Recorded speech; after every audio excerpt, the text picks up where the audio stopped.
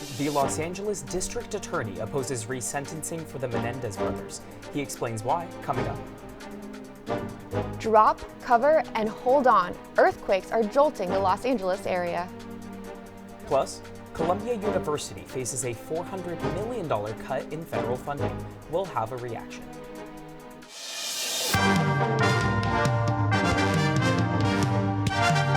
Annenberg TV News is next. After more than 30 years behind bars for killing their parents, a resentencing is looking less likely for Eric and Lyle Menendez. Hi, I'm Rose-Marquez. And I'm Marina Knapik.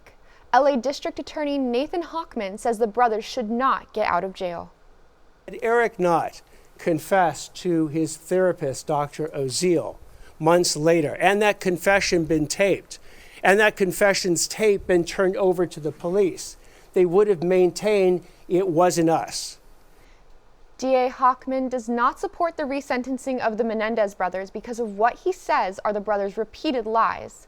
While the brothers claimed self-defense during the trial, Hochman says their premeditated actions made it look like a gang hit. Lyle and Eric Menendez were charged with the murder of their parents in 1989. The brothers were sentenced to life without parole, but in October 2024, the LA County District Attorney George Gascon asked a judge to resentence the brothers. So self-defense is the defense that they set forward at the trial. But what we show in our pleading is we go through the timeline to show that the Menendezes have basically engaged in not just the ultimate lie of self-defense, but a whole series of lies around it. How can the brothers get out? Governor Gavin Newsom can pardon them. They can file a petition for unlawful imprisonment. Their final and most likely outcome is being resentenced without a reduced term. A judge will consider the brothers' resentencing next week. For the second time in a week, an earthquake rattled Malibu residents.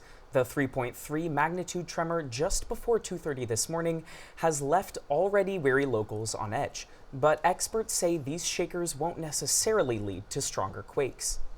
But last year was an unusual number of earthquakes, but still, magnitude 4 earthquakes don't do much damage, and they're quite unlikely to lead to more earthquakes that are damaging. Mostly a reminder. It's, a couple of times a year we have these earthquakes, and then we should remember to make sure that, our houses and our plans match the fact that Los Angeles can be hit by big earthquakes.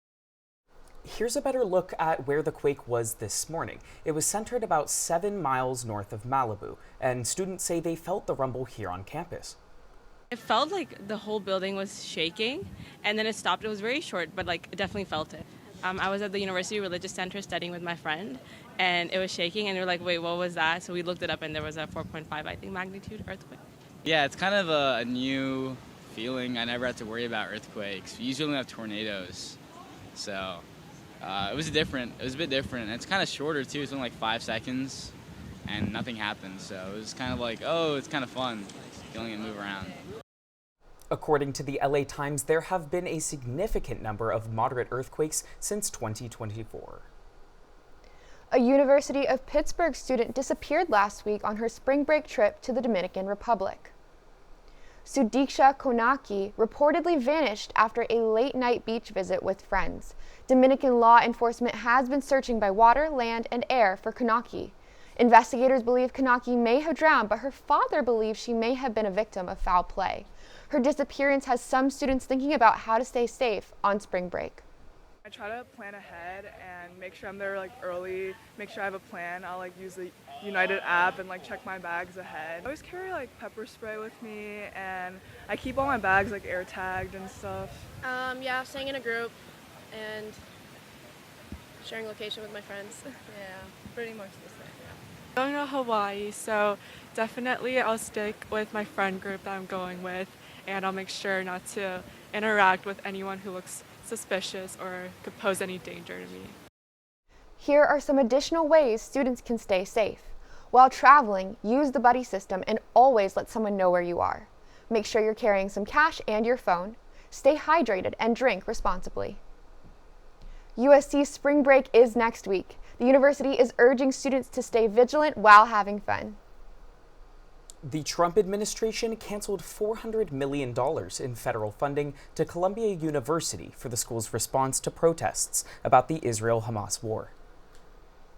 You can see on your screen Columbia students protesting the attempted deportation of a former student. Protest leader on campus today as the situation continues to escalate.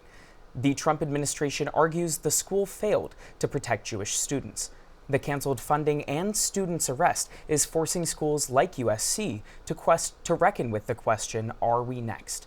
Columbia's interim president says the cuts will immediately impact research and critical functions of the university. The situation has students divided. The issue of Jewish student safety on campus, or rather the lack thereof, has certainly been a catalyst for the funding freeze. It's an unfortunate reality that we are now at the point where we need action from the federal government. The American Council on Education says the cuts, quote, raise serious concerns about political interference in federal funding decisions. We reached out to the Palestine Solidarity Coalition for comment, but did not hear back before the start of this newscast. And in developing news, the Department of Homeland Security arrested Columbia graduate Mahmoud Khalil over the weekend for having led activities aligned with Hamas. The DHS has not announced any formal charges for the student, but President Trump says the arrest is, quote, the first of many to come. A federal judge today blocked Khalil's deportation. One of Khalil's attorneys says any alleged connection between their client and Hamas is, quote, false and preposterous. In first place, the next Prime Minister of Canada, Mark Carney. Mark Carney will be Canada's next Prime Minister, with 86% of his party's vote. In Canada, the Prime Minister is chosen by members of Parliament in the majority party. In December, Liberal Party support stood at just 19% nationwide. However, by early March, party support had doubled to over 40%. Political experts point to President Trump's threat to annex Canada starting in January as a possible reason for this sudden jump. Carney had not previously been elected to public office, but established his various political positions and plans and his acceptance speech on Sunday.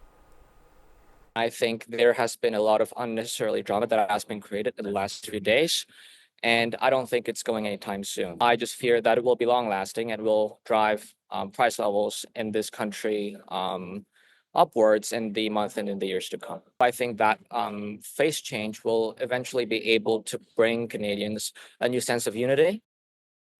Carney has vowed to reduce government spending, create affordable housing, and, with Trump threatening to implement 25% tariffs, to win the trade war against America. Coming up, federally granted Native American institutions are banding together to sue the Trump administration. A Los Angeles Dodger has broken yet another record. Skipper Dave Roberts signed a contract that will make him the highest paid manager in the MLB. See how 2 UC Berkeley alumni earned the Selden Ring Award for investigative reporting.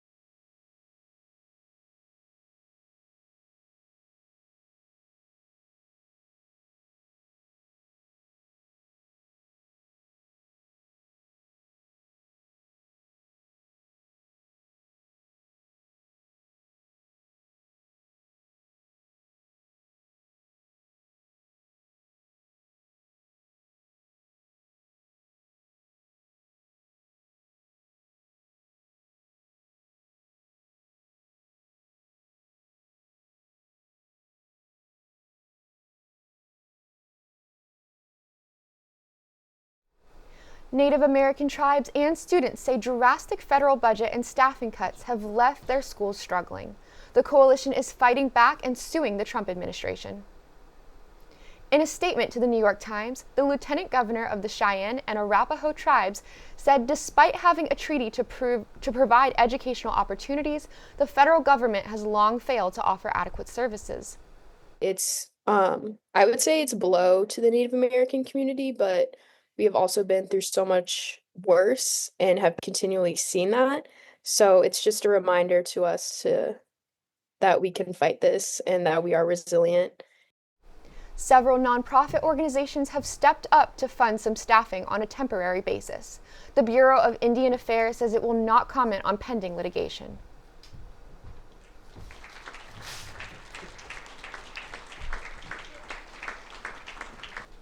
The San Francisco Chronicle's The Right to Remain Secret story wins the 2025 Selden Ring Award. The accolade and $50,000 prize highlights excellence in investigative journalism. I've definitely been an admirer of the winners of the Selden Ring previously. It's very humbling to be in that same world as them, I'll be honest. We did not expect to win this at all. At least I didn't. No, I don't think either of us did. This is a huge honor. After working 5 years on one particular thing, that feels really gratifying for other professional journalists to have read the pieces and to look at that and say, yeah, wow, this was a good piece of work. Their two-part series reveals how police departments across California covered up officers' acts of misconduct. The reporting found hundreds of law enforcement agencies used so-called clean record agreements to clear cops of wrongdoing. The story was funded by the journalist's alma mater, UC Berkeley, and the school's investigative journalism program. And social media site X had a spotty Monday after going offline twice. It occurred first at 10 a.m. and then at 2 p.m. Thousands of users were left unable to access the social media platform. X owner Elon Musk claims a massive cyber attack caused the outages. This has been one of the many outages X has experienced since Musk's ownership. Users have reported problems since December of 2022. And for all of our viewers who aren't on their phones and on X all day, maybe outside, for example, how are they faring in the weather, Amy? Yeah, so definitely it is a sunny day, and it might be this last sunny day of the week. So let's check out how exactly we're doing today. So we're currently at 65 degrees with 33% humidity. However, that will change for the rest of the week. We're definitely going into more of a rainy week, so let's check out how exactly we're doing. So Tuesday through Friday, we will see a heavy rain. It will be on and off showers until Wednesday. However, heavy rain will really hit Thursday. And then Saturday, we do see a sunny start to the weekend. This heavy rain will cause some mudslides, debris wash up, and some road flooding. So definitely bring your umbrella to wherever you're going and be cautious when you're commuting. Flood watch warning will go into effect Wednesday 10 p.m. until Thursday 6 p.m. And that's weather with Amy. I'm going to now throw it back to Marina. Thank you, Amy. Dodgers manager Dave Roberts will continue to play ball in LA just a little bit longer. Roberts inked a new 4-year, $32 million deal with the team today, or roughly $8 million annually. That makes him the highest paid manager in the MLB. He ranks among the most decorated coaches in baseball with 2 World Series rings and 6 all-time in postseason wins. 2025 will be Roberts' 10th season with the team. Well, free agency fever has hit the NFL. For all those Rams fans, we'll give you the latest Cooper Cup date. Women's basketball finally lost in its 3rd battle with UCLA, but can it win the war? And stay tuned for a trip around Troy to check in on beach volleyball and other Trojan teams. Next on ATVN Sports.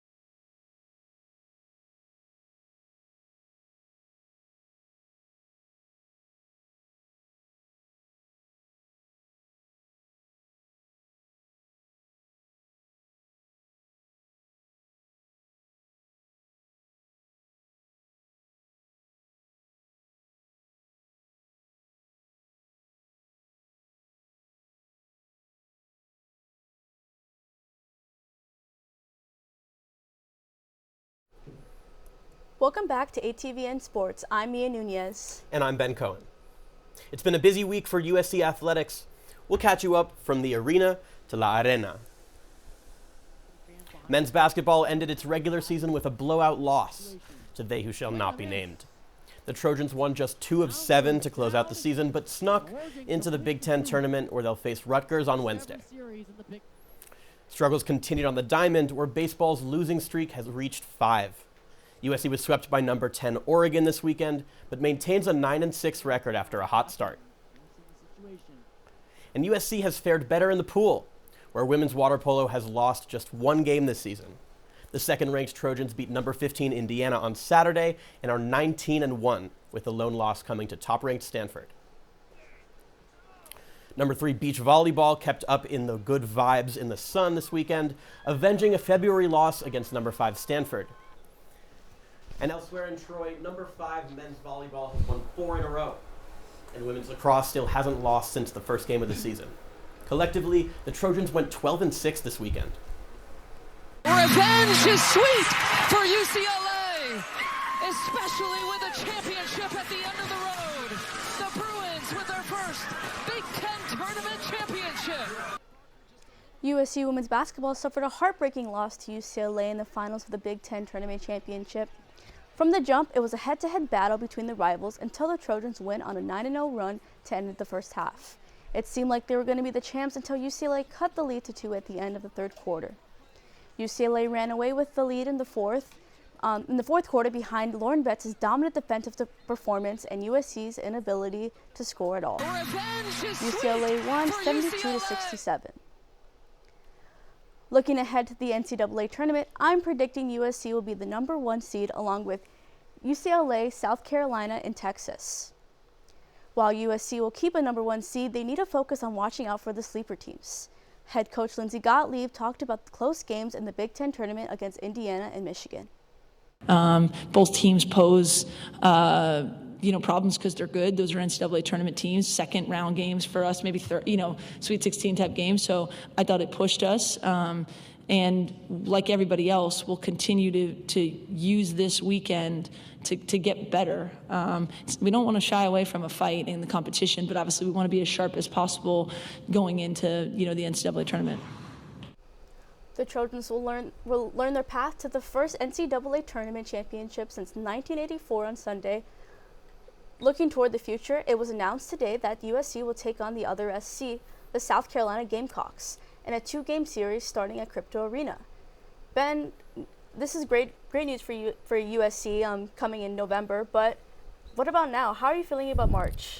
I'm not worried at all, Mia. I mean, I think we're underrating this UCLA team. They were 23-0 before facing USC for the first time. The Trojans won. UCLA remained ahead of the Trojans after that first win. Then after the second win, that USC was finally ahead. UCLA's only lost 2 games to this season, both to USC. USC's still going to be a number 1 seed, and they've beaten the number 1 seed twice already. I think we're underrating this UCLA team, and USC would have been 3-0, which is incredibly hard to beat such a good team 3-0, if not for a 21-point half, and UCLA shooting over 50% from 3. And USC has the best player on the court every time it steps out. I don't know about best player in the court. I mean, I think Lauren Betts showed that she's the best player in the court in this last game. Personally, I'm a little worried for USC. I mean, you can beat a team twice, but you couldn't beat it the third time, so who's to say that, UCLA's not going to get even? I saw something a little worrisome from Kiki Riafin going into halftime when they asked her, what's the game plan? What are we going to do to continue the lead in the second half? And she said, keep feeding the ball to Juju. And that can't be your game plan going into the NCAA tournament when you have these high caliber teams that USC hasn't seen before. They've seen UCLA, you can game plan for UCLA, but you can't game plan for a South Carolina, for an LSU that you might see in the tournament. So that's what worries me. If the game plan's always Juju and Juju's not showing up, how are you going to win the game? I just argue that you can't game plan for USC either. You can't game plan for Juju Watkins. To almost beat an otherwise undefeated team 3 times in a row. Yeah, but then you're betting on Juju Watkins having an amazing game every time. And Juju Watkins did have a great game, don't get me wrong. But she just couldn't get it done in the fourth quarter. I mean, she was getting defended pretty well. And then you just had an explosive Lauren Betts. She was having a great defensive game as well. She had a bunch of blocks in the fourth quarter. So you know, USC definitely has its stars, but I'm just still worried. I'm not 100% confident going into the tournament, but we'll see. They are getting the #1 seed, so things are looking ahead for the Trojans. Well, speaking of stars, it was a big day for USC diving today as 3 athletes punched their tickets to the NCAA tournament, with 2 of them winning first place. In the men's 1-meter final, Moritz Westerman came out on top, taking first place, and Shangfei Wang took 5th overall. On the women's sides, Kate Miller made waves in the 3-meter championship by securing first place. These divers are looking ahead to the NCAA championship in Utah, which is set for the end of the month. Well, NFL free agency opened today, and USC legend Sam Darnold signed a 3-year, $100 million contract with the Seattle Seahawks. Darnold broke out last season with the Minnesota Vikings after struggling to find a home early in his career. The former 3rd overall draft pick led the Vikings to a 14-3 season. He finished 5th in both passing yards and passing touchdowns, and made his first career Pro Bowl while receiving 3 fifth-place votes for MVP. One of the comeback players of the year joins a new-look Seahawks team that just released Tyler Lockett and traded away DK Metcalf. He's not the only Trojan getting paid. Safety Talanoa Hufanga will become a Denver Bronco. The former Pac-12 Defensive Player of the Year played 4 seasons with the 49ers and will sign in Denver for 3 years, $45 million. Over in LA, the Rams have a new wide receiver. 3-time All-Pro Devontae Adams is signing a 2-year contract and will effectively replace Cooper Kupp, who Adam Schefter reports will be cut if not traded before the new league year. From the Royal to Baby Blue to the Chargers are re-signing pass rusher Khalil Mack and cutting Joey Bosa after 9 years with the team. Bosa was the last San Diego Chargers draft pick to play for the organization, so the end of an era in San Diego. The free agency buzz continues across the NFL, and over the next few weeks, attention will slowly shift over to the NFL draft coming up in April. Well, we're off next week, so we will see you in 2 weeks on ATVN Sports. Until then, I'm Ben Cohen. And I'm Mia Nunez. Ari, what's next after the break? That's right. Up next, we are hitting the road with Jack Waterman to find out how Trojans are spending their spring break.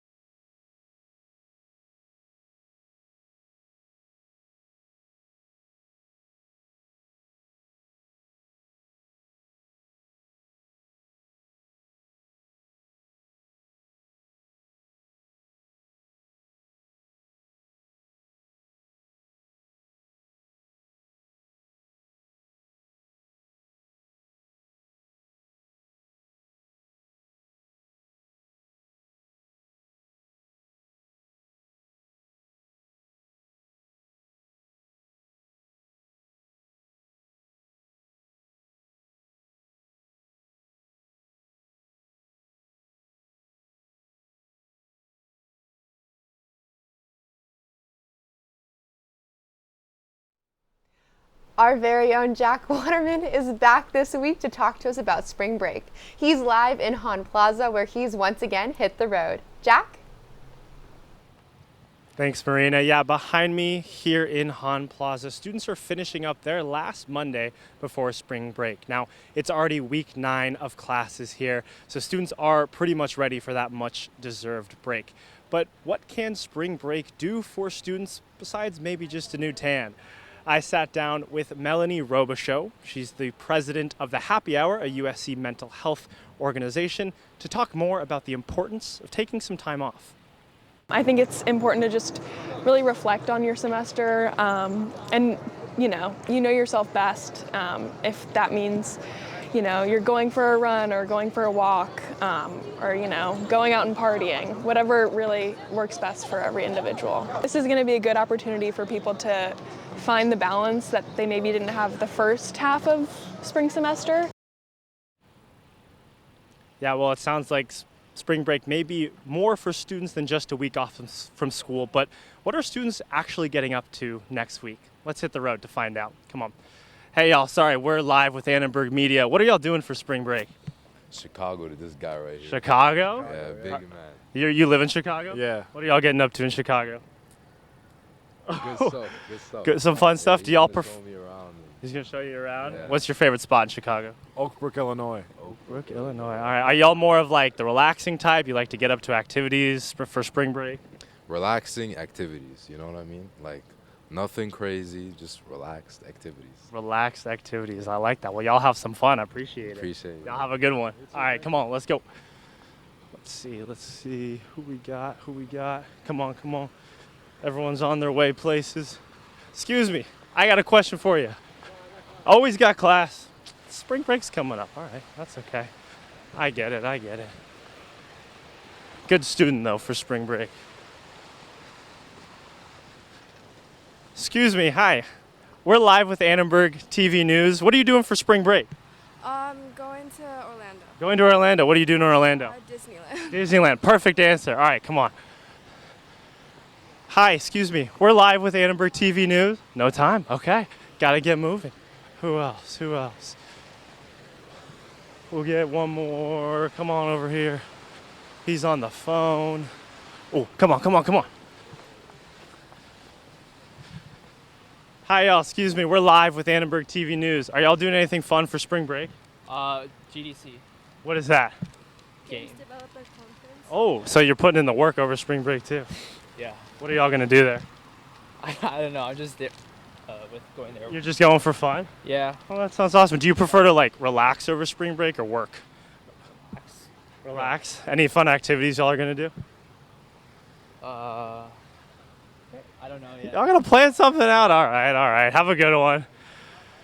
Man, a lot of interesting things going on. Well, no matter what you're doing for spring break, whether you're traveling abroad or staying close to home for a staycation, make sure to take care of yourself, have fun, and stay safe. I know me, this time next week, I'll be out in Colorado skiing with hopefully not too many thoughts other than the beautiful blue sky and the powdery snow beneath my feet. We'll send it back to y'all in the studio.